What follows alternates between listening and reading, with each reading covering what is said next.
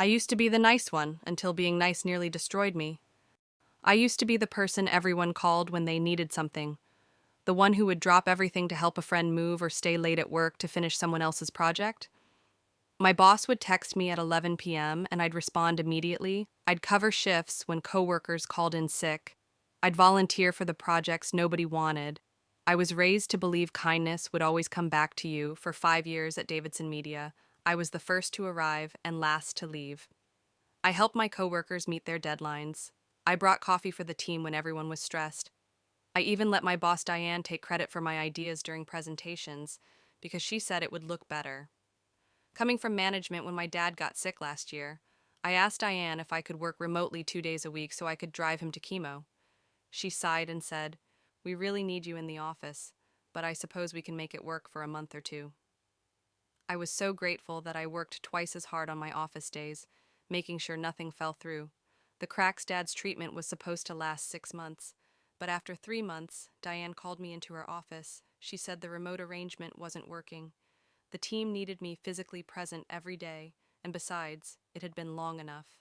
I explained that Dad was only halfway through treatment. He couldn't drive himself and had no one else. She just stared at me until I lowered my eyes and said, "I understand." I spent the next week burning through my savings to hire drivers for Dad. I was exhausted, constantly worried about him, but still the first one in the office every morning. Then came the Maxwell Project, a huge account that could make or break our quarter. I spent weeks researching, building the pitch, creating mock-ups. Everything I even missed. One of Dad's appointments to finish it, the day before the presentation, Diane asked to see my materials. I handed over everything, including my presentation notes. The next morning, I arrived early, excited to present my work, only to find the conference room already full. Diane was at the head of the table showing my slides to the clients. I stood in the doorway, frozen as she used my exact words, my research, my ideas. When she saw me, she smiled and said, "Oh, good, Jennifer, can you grab coffee for everyone? We're just getting started." The client turned, saw me, and said, "Aren't you presenting this?" Before I could answer, Diane jumped in and said, "Oh no, this is my project. Jennifer just helped with some research. I got the coffee." I stood in the back of the room and watched as she was praised for my work. The client loved it. They signed a 3-year contract, the biggest in company history, when the executives came down to congratulate the team. Diane accepted all the praise. She got a bonus. She got a promotion. I got a $50 gift card to Starbucks that night. Dad called. He'd fallen. Trying to get from the taxi to his front door, he had been lying on the ground for 20 minutes before a neighbor found him. If I had been there, I kept thinking. If I had just been there 2 days later, the company held a celebration for the Maxwell deal. Diane was given an award. I stood and clapped with everyone else. Then came the announcement that made everything stop. Diane would now head up a new division, created specifically for the Maxwell account, and she needed a strong team. She spent 10 minutes talking about the qualities she was looking for, then announced her first hire. Ryan, the guy who had been with the company for 6 months and hadn't contributed a single thing to the project. I sat there stunned as everyone congratulated him. Then Diane looked at me and said, "Jennifer, I need those quarterly reports by end of day. I know you won't let me down." Something broke inside me. 5 years. 5 years of saying yes, of staying late, of missing time with my sick father. 5 years of watching others take credit for my work. 5 years of being nice. I stood up, walked to the bathroom, and stared at myself in the mirror. My hands were shaking. I barely recognized the woman looking back at me. That was the moment, that exact moment, when I decided being nice wasn't working anymore. I walked back into that celebration with a strange calm I'd never felt before. It was like watching myself from outside my body. As I approached Diane, who was laughing with the executives about plans for the new division, without thinking, I tapped her on the shoulder and said, "I need to speak with you right now." She gave me that patronizing smile, the one that said, "Not now, sweetie, the adults are talking." But I didn't move. I just stared at her until her smile faltered. "Fine, Jennifer, what is it?" she said with clear annoyance. "I think we should discuss this privately," I said, my voice steadier than I expected. Everyone was looking at us now. She couldn't dismiss me without making a scene, so she followed me to a quiet corner. "What's so urgent that it couldn't wait?" she asked, checking her watch like my time was worthless. I want to know why Ryan is being moved to the Maxwell team when I created the entire presentation, the research, the pitch, everything. Diane's eyes narrowed just slightly before that fake smile returned. Jennifer, we've discussed this. It was a team effort, and as your manager, I decided how to allocate the resources. I felt something bubbling inside me, something hot and unfamiliar. Anger. I'm not talking about the presentation anymore. I'm talking about the team assignments for the account. I developed. I deserve to be on that team. She laughed. Actually laughed. Deserving has nothing to do with it. Ryan has the right presence for client F-facing roles. You're more of a behind-the-scenes person, Jennifer, and that's where you excel, behind the scenes. I repeated slowly, do you mean doing all the work while others take the credit? Her face hardened. Watch your tone. This isn't productive, let's talk when you've calmed down. I didn't realize I was raising my voice until I saw people turning to look so productive like me, staying until midnight, working on the Maxwell presentation while you were at your son's basketball game. Diane stepped closer, her voice dropping to a dangerous whisper. Jennifer, I think you should take the rest of the day off clearly. You're not in a professional mindset right now. I almost did it. I almost backed down, apologized and scared away, like I always did. But then, my phone buzzed with a text from the hospital. Dad had been admitted after his fall. More serious than they initially thought possible. Internal bleeding. I looked up at Diane. I'm not taking the day off. I'm quitting. Her eyes widened. What I quit. I'm done being your workhorse. I'm done watching you take credit for my ideas. I'm done sacrificing my family for this job, where I'm not valued or respected. She switched tactics instantly, her voice softening. Jennifer, don't be hasty, you're upset. I understand, but you're a valuable member of the team. I almost laughed the first time you've ever said that to me is when I'm quitting. People were definitely staring. Now, one of the executives was walking over, looking concerned as everything. Okay, over here, he asked. No, it's not, I said before Diane could speak. I've just resigned because I'm tired of having my work stolen by my manager. The entire Maxwell presentation was mine. Every slide, every word, every concept. But Diane presented it as her own. The executive, Ted Wilson, looked surprised. Jennifer, these are serious accusations. They're not accusations, they're facts, I said, feeling strangely powerful. I have the original files on my personal drive with creation dates. I have emails where I sent drafts to Diane. I even have the research notes in my handwriting. Diane's face had gone pale. This is ridiculous. She's being emotional because of personal issues. Her father is sick, and she's not handling the stress. Well, I felt a flash of rage at her using my father's illness against me. That was it. The final straw. I pulled out my phone, opened my email, and forwarded something to Ted's address. You'll find I just sent you the original presentation with all my notes, including the comments where Diane specifically asked me to remove my name from the presenter section.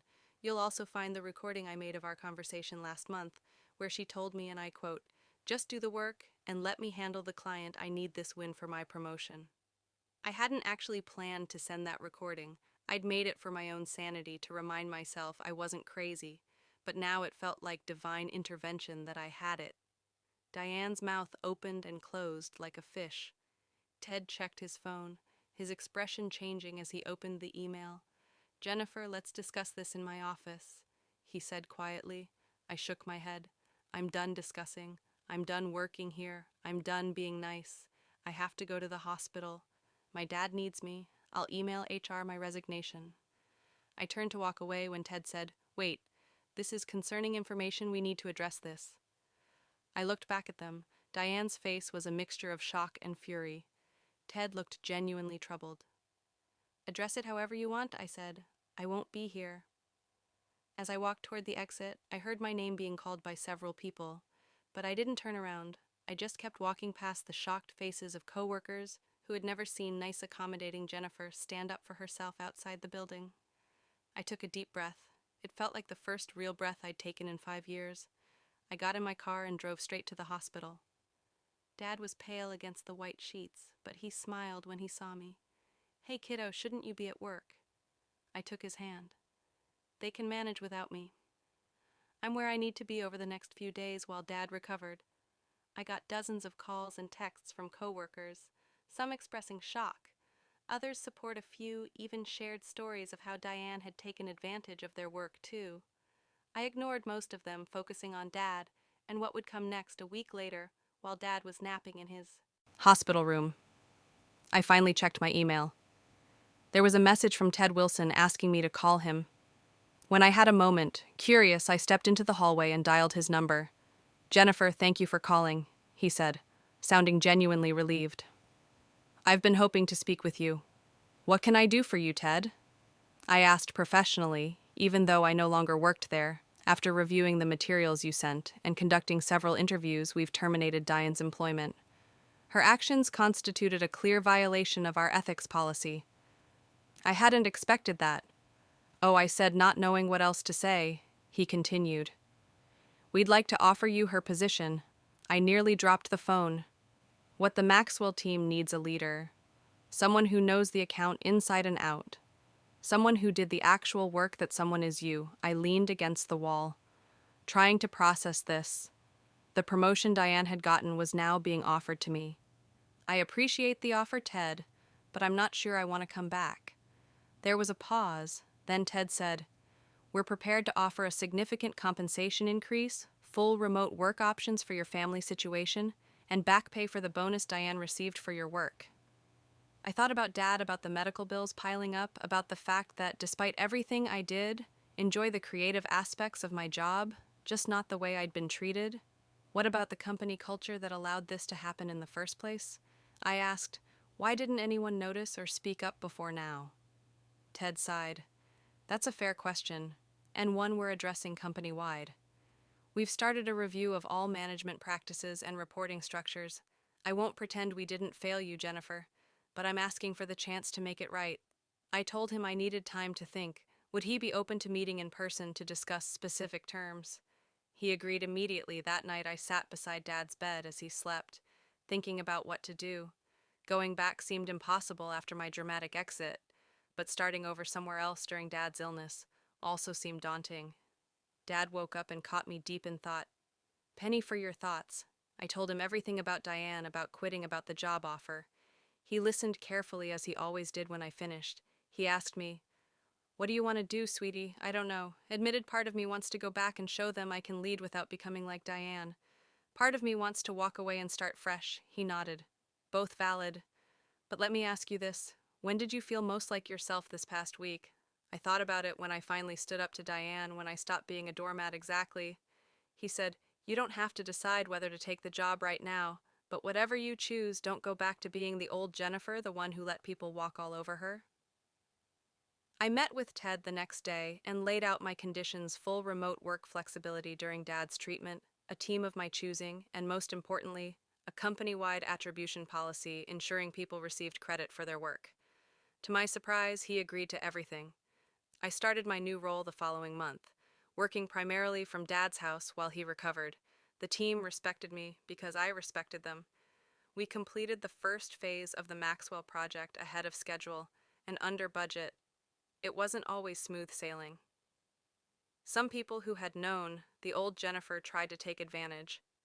Assuming I'd still be a pushover, they learned quickly that, while I was fair, I was no longer a doormat.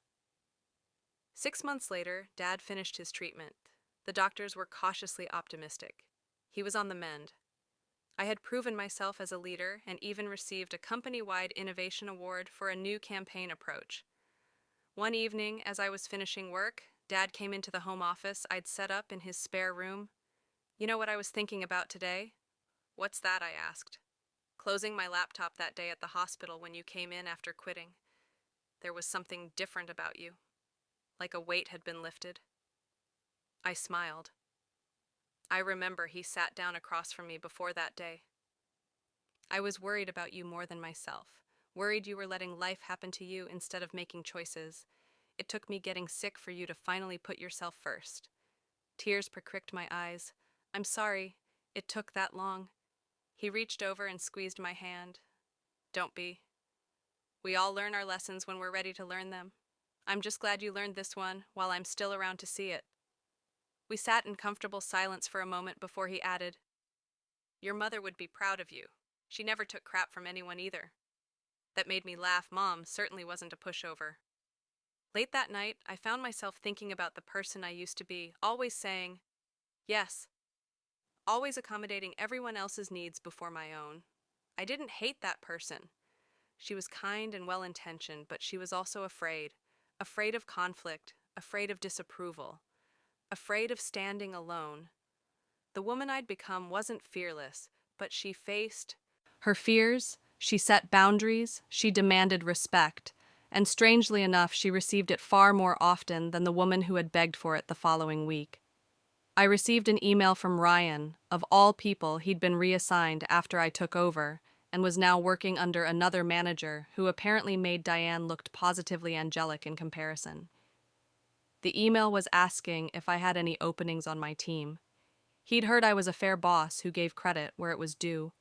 I stared at the email for a long time, thinking about how desperate I had been for recognition. How I would have jumped at any chance to work for someone who valued me. Part of me wanted to ignore the email to let him feel what I had felt, but that wasn't who I wanted to be either. Nice didn't mean being a pushover, but it also didn't mean being vindictive. I replied offering him an interview, not promising anything but giving him the chance I wished someone had given me. Dad saw the email over my shoulder as he brought me coffee. You're a better person than I am. He chuckled. I'd have told him to kick rocks. I laughed. Maybe I am, maybe I'm not, but I know I can be kind without being a doormat. Now I decide where my boundaries are not. Everyone else exactly, he said, raising his coffee mug in a toast to boundaries, and the daughter who finally found hers. I clinked my mug against his. To boundaries I echoed, and to not confusing kindness with weakness. It had been a long journey from the woman crying in the bathroom mirror to the leader sitting confidently in her home office. But I wouldn't trade it for anything, not even for the comfortable invisibility of always being nice. Sometimes the kindest thing you can do for yourself is to stop being so nice to everyone else. It doesn't mean becoming cruel, it just means making room for your own needs alongside others. And that moment in the bathroom, when I decided being nice wasn't working anymore, it wasn't the end of kindness, it was the beginning of self-respect. And remarkably, those two things could exist side by side if you were brave enough to make space for both 2 years. Later, I'm still at Davidson Media now as a director. I've built a team that's known for both excellence and ethics. We credit each contributor by name on every project. Large or small, we've become the division. Everyone wants to work for Dad's cancer is in remission. He's taken up golf and complains constantly about his swing. He comes to the office holiday party each year and tells embarrassing stories about me last month. Diane applied for a position in my department. She didn't recognize my married name on the job posting when she walked in for the interview and saw me. Her face went through about 5 emotions. In 3 seconds, I conducted the interview professionally, asked relevant questions, and thanked her for her time. I didn't hire her, not out of revenge, but because there were better candidates, people who valued collaboration and integrity. As she was leaving, she paused at the door. You've changed, Jennifer? I smiled. Yes, I have. Thank you for noticing. She looked confused. You're thanking me in a way? Yes. If you hadn't pushed me to my breaking point, I might never have found my strength. So in a strange way, you helped me become who I needed to be. She didn't know what to say to that. So she just nodded and left. That night I told Dad about the interview. He roared with laughter, slapping his knee. The look on her face must have been priceless. It was, I admitted. But you know what's funny? I actually meant what I said to her. I am grateful. In a weird way. He nodded sagely. Sometimes our worst moments lead to our best decisions. I think about that bathroom mirror moment, often the tear-streaked face, the shaking hands, the absolute certainty that something had to change. It was rock bottom, but it was also the foundation I built everything else on. So when people ask me the moment I decided being nice wasn't working anymore, I tell them it wasn't about stopping being nice, it was about starting to be nice to myself too. and that has made all the difference.